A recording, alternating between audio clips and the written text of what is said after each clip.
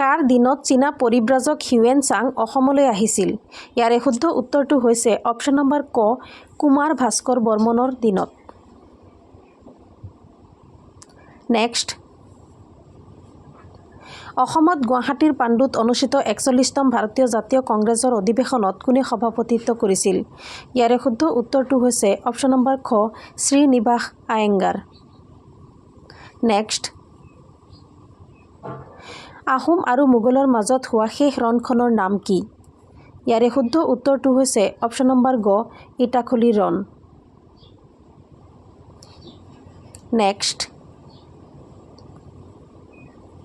অসমত দাস প্ৰথা কেতিয়া বিলুপ্ত হৈছিল? ইয়াৰে শুদ্ধ উত্তৰটো হৈছে অপশ্যন নম্বৰ খ ১৮৪৩ চনত। নেক্সট, অসমত স্বৰাজ দলৰ প্ৰথমগৰাকী সভাপতি কোন আছিল? ইয়াৰে শুদ্ধ উত্তৰটো হৈছে অপশ্যন নম্বৰ ঘ তৰুণৰাম ফুকন। নেক্সট, ফুলগুৰি সংঘৰ্ষত মৃত্যু হোৱা ইংৰাজ বিষয়াজনৰ নাম কি?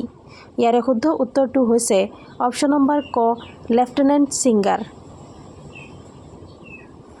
নেক্সট, বৰ্মন বংশৰ কোনগৰাকী ৰজাই প্ৰথমে মহাৰাজা ধীৰাজ উপাধি গ্ৰহণ কৰিছিল? ইয়াৰে শুদ্ধ উত্তৰটো হৈছে অপশ্যন নম্বৰ খ পুষ্য বৰ্মন। নেক্সট, ১৯৪২ চনৰ আন্দোলনৰ সময়ত ইংৰাজে ফাঁচি দিয়া অসমীয়া ব্যক্তিজন কোন? ইয়াৰে শুদ্ধ উত্তৰটো হৈছে অপশ্যন নম্বৰ ক কুশল কোঁৱৰ। নেক্সট, শৰাইঘাটৰ যুদ্ধত আহোমৰ সেনাপতি কোন আছিল? ইয়াৰে শুদ্ধ উত্তৰটো হৈছে অপশ্যন নম্বৰ গ লাচিত বৰফুকন। নেক্সট,